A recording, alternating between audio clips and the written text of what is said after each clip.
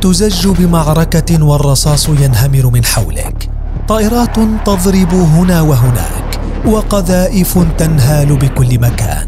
ولكن احذر من الضوء القادم إليك، سيمر عليك بسرعة، وبعدها لن تشاهد شيئا إطلاقا. هو ضوء يشبه اللعبة التي يحملها الأطفال، لكنه يحمل معه الحرائق والدمار، فهو قادر على تدمير أحشائك أو تدمير طائرات ودبابات بثوان بسيطة. ذلك الحديث ليس جزءا من فيلم للخيال العلمي أو حتى قصة خيالية من وحي الكاتب، بل هي حقيقة تقترب يوما بعد يوم لتكون في ساحة المعارك الحقيقية، وذلك كله بقيادة USA. أسلحة الليزر، الضوء القاتل.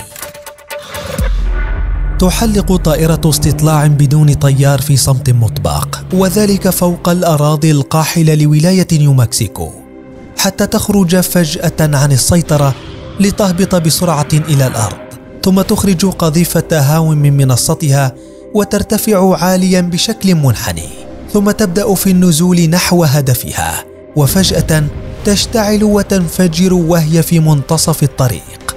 أنقذت الطائرة وانفجرت القذيفة، ولم يجد أحد شيئا قد استهدفها، لكن في الواقع القذيفة مزقت بأشعة تحت الحمراء غير مرئية أصابتها بأقل من ثانية لتنقذ الطائرة، وهو ما تسعى له واشنطن منذ سنوات وتدفع من أجله المليارات لحماية الدولة بالكامل.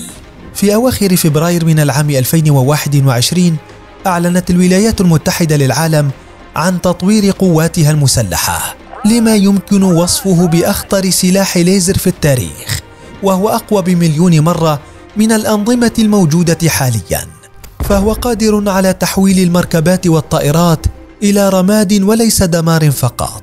فما قصة الولايات المتحدة مع الليزر؟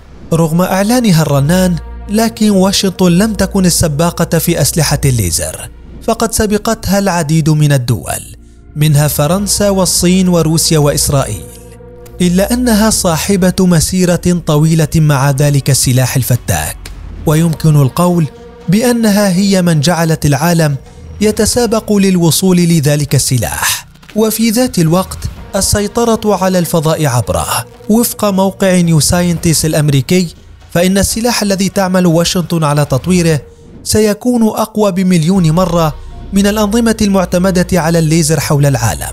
فوفق الموقع، فإن أغلب أسلحة الليزر الحالية توجه شعاعا مستمرا نحو الهدف حتى يذوب أو تندلع فيه النيران، لكن هذا الأمر يستغرق بعض الوقت. وما تعمل عليه واشنطن مختلفا تماما، حيث يعتمد على الليزر النبضي التكتيكي الذي يطلق رشقات نارية قصيرة تشبه النبضات. وتسعى أمريكا للوصول إلى تيراوات من الأشعة تنطلق خلال فترة تبلغ 200 فيمتو ثانية، وبشكل أوضح خلال 250,000 ثانية، في الوقت الذي تطلق فيه الأنظمة الحالية 150 كيلووات في الثانية تقريبا. يمكن لذلك السلاح في حال نجاحه أن يبخر سطح طائرة بدون طيار بسهولة، كما قد يؤدي لتفجير مركبات حديثة ببساطة. يدفع الجيش الأمريكي على ذلك السلاح ملايين الدولارات لتطويره بسرعة، والهدف الرئيس منه حرق طائرات العدو والقذائف والصواريخ عن بعد، وذلك دون أي خسائر بشرية تذكر. واشنطن لم تعمل على ذلك السلاح خلال 2 أو 3، فمنذ ثمانينات القرن الماضي وجهت الولايات المتحدة كافة جهودها لإنتاج شبكة من أسلحة الليزر الفتاكة التي تغطي كامل سماء البلاد. وبدأ الأمر بشكل فعلي خلال إدارة الرئيس الأمريكي رونالد ريغان، فقد ازداد العمل على المشروع بشكل أكبر، حيث شجع ريغان بقوة فكرة عسكرة الفضاء عبر الليزر، وذلك في ظل احتدام الحرب الباردة بين السوفييت وواشنطن، إذ سعت الإدارة الأمريكية حينها لإيجاد أي طريقة تؤدي لحماية كامل البلاد من صواريخ الاتحاد السوفيتي العابرة للقارات، سواء التقليدية منها أو النووية.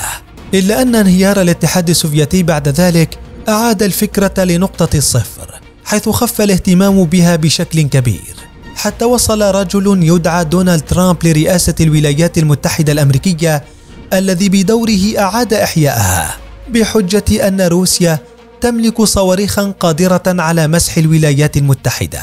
لكن الاهتمام قد سبق تصريحات ترامب بسنوات، ففي العام 2019 صدر تقرير عن البنتاغون كشف عن قيام البحرية التابعة للجيش الصيني باختبار نظام أسلحة ليزر تكتيكي يتشابه إلى حد التطابق مع نظام أسلحة الليزر التابع للبحرية الأمريكية، وهو سلاح دفاعي مضاد للأسلحة البرية من مدرعات ودبابات، والأسلحة الجوية من طائرات مقاتلة وصواريخ. كانت الصناعات العسكرية الأمريكية قد بدأت تطويره منذ عام 2014، ما يوضح أن السلاح قد تم العمل عليه قبل ذلك بسنوات طويلة.